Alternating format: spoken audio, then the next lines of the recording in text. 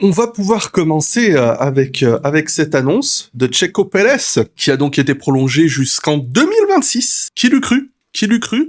C'était en discussion depuis plusieurs semaines maintenant pour une prolongation de contrat. Il était question d'un contrat d'une seule saison. Pérez aurait refusé cette offre dans un premier temps. On se disait mais il est débile, enfin exigeant 2 saisons. Et finalement le bluff a marché puisqu'il a eu ces 2 saisons. Apparemment c'est pas un 1+1, à savoir 1 an avec une option. Apparemment c'est bien 2 ans. Donc c'est un petit peu la surprise en fait.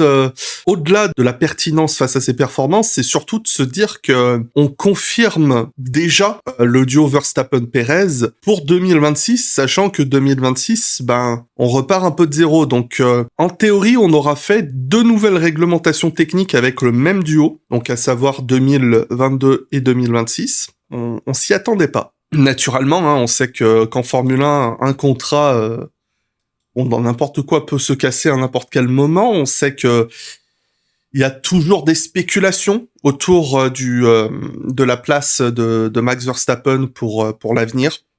Donc ça restera à voir dans les prochaines semaines.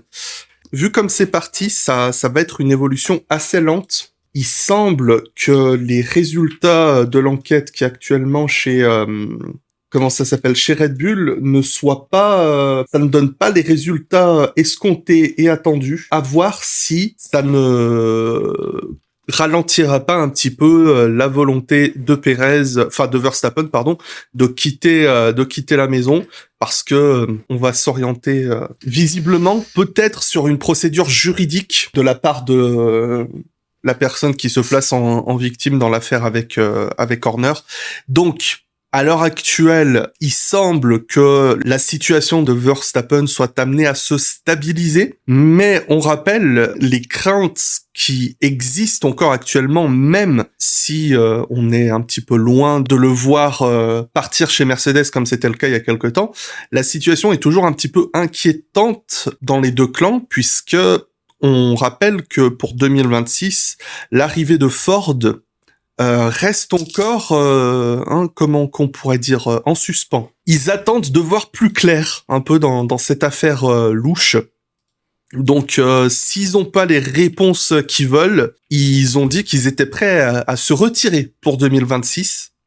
Donc, ça voudrait dire que chez Red Bull, on se retrouve avec un partenariat moteur en moins, ce qui serait très handicapant, et qu'une des raisons qui pouvait justement encourager Verstappen à rejoindre Mercedes, c'est justement le fait que Mercedes est une équipe d'usine qui fabrique son propre moteur. Ça pourrait être un signe d'inquiétude, peut-être pas pour 2025 du coup, mais potentiellement pour 2026, puisque l'avantage entre guillemets pour Verstappen, c'est que s'il a envie de se barrer, il a encore à peu près 1 an et demi du coup pour prendre sa décision. La situation actuelle de Pérez est donc verrouillée jusqu'à 2026.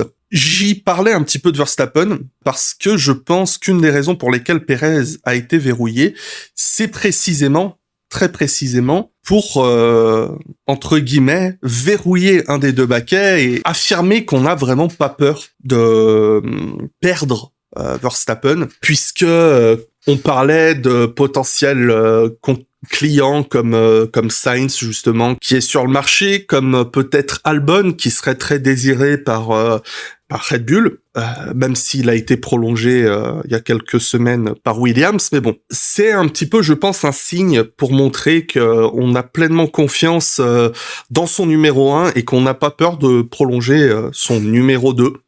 Et une des raisons pour lesquelles on peut continuer avec Pérez, c'est que, comme on l'a dit à maintes et maintes reprises, il y a 2 clans. Red Bull, actuellement, depuis la mort de Mateschitz, on a le clan autrichien, le clan thaïlandais.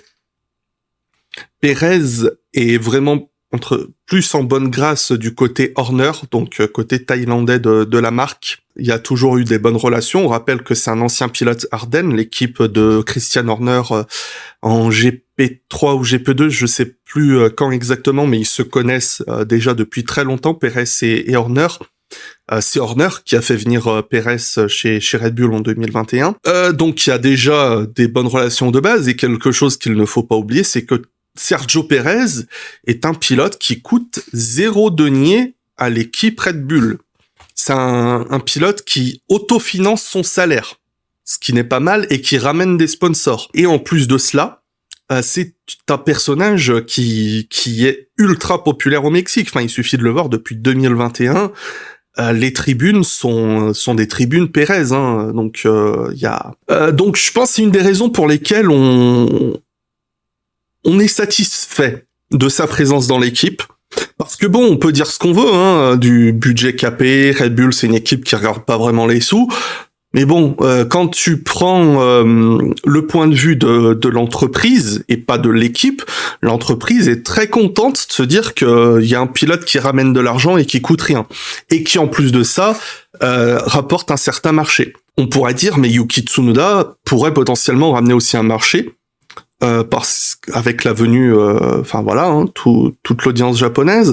J'ai tendance à penser, mais là, je ne m'appuie sur rien, que le marché est peut-être moins intéressant pour Red Bull, et qu'en plus de cela, Yuki Tsunoda, on est plus dans la branche Honda et Helmut Marko de Red Bull.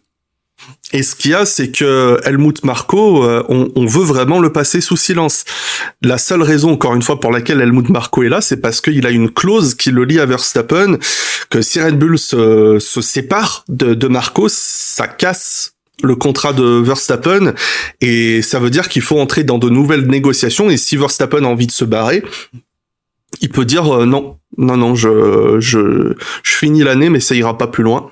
Donc on n'a pas envie de se séparer d'Helmut Marko pour le moment, mais malgré tout, bon, c'est à peu près le seul pouvoir qui reste à Helmut Marko, c'est Verstappen. Cette seconde place qui est théoriquement, hein, depuis j'ai envie de dire depuis le départ à la retraite de Mark Webber en 2013, hein, fin 2013, c'est une place du Red Bull Junior Programme, ou je sais plus comment ça s'appelle, de la Red Bull Junior Team, qui est donc l'équipe junior de Helmut Marko, d'où la venue de Daniel Ricciardo, puis de Daniel Kvyat, Verstappen, ensuite Pierre Gasly, Alex Albon, tout ça, c'est du Helmut Marko. L'arrivée de Sergio Pérez, c'était entre guillemets une période un peu aveu d'échec de ce programme. Et ensuite, on a eu donc la mort de Mateschitz. Et comme je le disais, à présent, on est sur une phase de mise en pause, on va dire, du programme junior. Parce que dans le clan junior Red Bull, j'ai tendance à penser que l'an prochain, on pourrait avoir une prolongation du duo Ricciardo-Tsunoda. Pourquoi ? Parce que Tsunoda est un pilote qui fait le boulot, sauf si Tsunoda veut se barrer, mais à ce moment-là, ce sera de sa pleine responsabilité et potentiellement celle de Marko et de Honda. Et ce serait pour promouvoir Liam Lawson. Mais Daniel Ricciardo, de ce que j'en comprends, on n'a pas envie de le faire bouger parce que c'est un pilote qui, pour citer, rassure les investisseurs. Voilà, faites ce que vous voulez de cette information, mais c'est une chose. On parlera aussi du fait que Ricciardo, c'est un copain de Christian Horner. Christian Horner adore Daniel Ricciardo parce qu'ils s'entendent très bien tous les deux. Ricciardo a apporté plein de belles choses à l'équipe Red Bull, donc il y a un semblant de fidélité entre les deux. Et ensuite, parce que il y a l'aspect marketing que je mentionnais et que Christian Horner, depuis un peu moins d'un an, mais il a la main mise sur l'aspect marketing. Il a des parts importantes chez RB. Donc, très naturellement, ça peut l'encourager à continuer de laisser Daniel Ricciardo dans le coin et de se dire que bon, c'est pas plus mal pour préparer la retraite et la future pension de divorce de Jerry Halliwell. Et ensuite, l'autre baquet, on le mettra soit à Lawson, soit à Tsunoda. Sachant que Red Bull a un engagement pour donner un baquet à Liam Lawson pour 2025. Sinon, ça le libère de son contrat. Mais j'ai envie de dire, ça, c'est le problème plus d'Helmut Marko et de la Red Bull Junior Team. Red Bull, en tant que Red Bull Racing, il s'en tartine les miches avec du sifflard. Hein. C'est pour ça que je pense que c'est une des raisons pour lesquelles ça n'a pas beaucoup d'impact dans le choix de ce second baquet, du coup, qui est revenu à Pérez. Et enfin, pour parler performance, si je parle en temps, et là purement, écoutez-moi bien, hein, attention, en performance pure, après 8 Grands Prix, 2024, c'est peut-être la meilleure saison de Pérez jusqu'à présent chez Red Bull. Alors, ça fait mal au fion de dire ça, mais il y a un moment, reculez de 5, 6 mètres, 15 mètres si vous voulez, regardez les 8 premières courses de 2021, 22, 23 et 24, je pense que 2024, c'est son meilleur début de saison. C'est son meilleur début de saison chez Red Bull, hein, j'entends, chez Red Bull, attention. Pourquoi ? Alors, on pourrait dire que les résultats sont quand même assez médiocres, que 2021 payait quand même un peu plus de mine, alors qu'il était en difficulté pour comprendre la voiture. Mais le truc, c'est que si on regarde l'écart moyen face à Verstappen, il n'a jamais été aussi proche de Verstappen sur une aussi longue période de temps. L'écart moyen entre Verstappen et Perez depuis ce début de saison, c'est 3-4 dixièmes. Alors c'est beaucoup, mais on rappelle qu'il y a un an, c'était 7-8 dixièmes.